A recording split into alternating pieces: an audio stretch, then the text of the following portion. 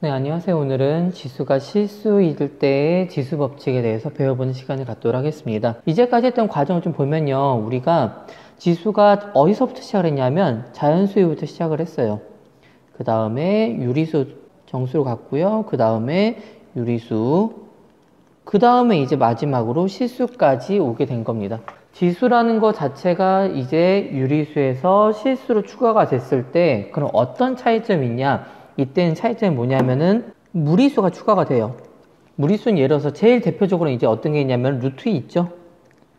루트 2와 같은 수 있죠. 이거는 예를 들어서 보시면 1.414 21 뭐 이와 같은 수들을 뭐냐면은 무리수라고 합니다. 물론 이거 말고도 있고 어떤 것도 있냐면 파이도 있고요. 예를 들어서 이렇게 1.1 12 123 뭐 1234 이와 같이 규칙은 있는데 반복되지 않는 경우와 같이 수의 끝까지 표현했을 때 반복되지 않고 분수꼴로 표현되지 않는 수를 우리는 무리수라고 합니다. 그럼 이런 경우일 때 이게 이제 어떤 수가 되냐면은 이제 우리가 하고 싶은 뭐냐면은 3의 루트 2 이게 지금 몇이냐 라고 얘기를 하고 싶은 거예요. 자, 결과부터 얘기를 할게요. 결론부터 쌤이 얘기를 하면은 이거 사실은 우리가 이 수를 문제에서 시험 문제에서 이 수를 계산해서 이렇게는 안 나올 거예요. 그러니까 구체적으로 이게 몇이냐는 지금 중요한 게 아니에요.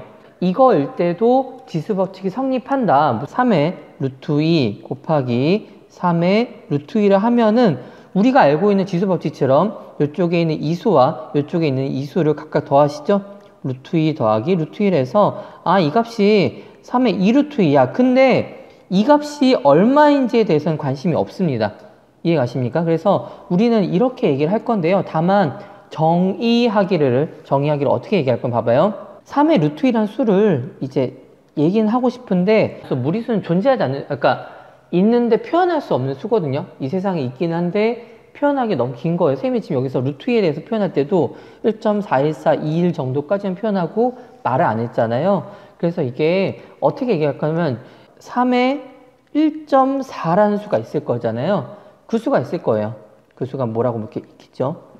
그 다음에 3에 1.41 이렇게 해서 하면 이것도 값이 있을 거예요. 구체적으로 이 값이 얼마인지가 중요한 게 아니고요. 지금 이제 점차 이 루트를 다가가게 될 겁니다. 그 다음에 3의 1.414라고 해서 또 어떤 값이 있겠죠. 그러면 이 값이 점차 이게 지금 다 진행이 될수록 어디에 가까워지게 되냐면은 이 3의 루트이라는 수에 가까워지게 됩니다. 그래서 그 수가 정확하게 지금 우리는 뭐라고 표기할 수는 없지만은 이렇게 진행하다 보면은 3의 루트 2라는 수로 가까워질 거다. 그리고 그 수를 우리는 3의 루트 2 제곱이라고 정의하자라고 되어 있습니다. 그래서 자, 그러면 이제까지 내용을 잠깐 정리하는 차원에서 선생님이 한 가지 말을 좀 얘기를 해볼게요. 이게 여러분들이 이제 내용을 보시면서 중요한 파트는 아닐 수 있는데요. 그냥 이 차이점에 대해서 한번 말씀을 드릴 시간은 필요할 것 같아요. 이제까지 자연수일 때, 그 다음에 정수일 때, 그 다음에 유리수일 때, 그 다음에 실수일 때 이렇게 지수가 점차 확장이 되면서 어떤 일이 생겼었냐면요. 조건이 변경되는 걸 혹시 봐본 친구 있을 거예요. 무슨 말을 봐봐요. 그러니까 예를 들어서 이게 지수 자연수에 대해서는 2에 3제곱 이런 것들은 정의를 해요. 그래서 조건이 뭐냐면은 실수기만 하면 무조건 정의가 됩니다. 근데 정수에서는 실수이면서도 이 공식을 한번 보시면은 A와 B가 0이 아니다라는 조건이 명시가 됩니다. 왜 그러냐면 이유가 뭐냐면은 이유를 좀 여기다 살짝 쓸게요. 이유는 이런 거예요. 봐봐요. 0에 0제곱 이거 정의가 되나요? 이거?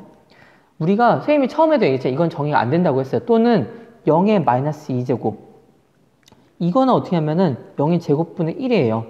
우리가 알고 있는 것처럼 분모에는 0이 들어올 수 없거든요. 그렇기 때문에 이런 경우 때문에 정수 부분에서는 A, B가 0이 아닌 경우로 한정을 합니다.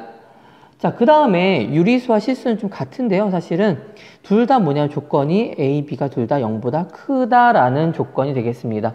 왜 그러냐면은 이거는 이런 사례를 좀 보시면 될 것 같아요. 이유를 좀 보여드릴게요.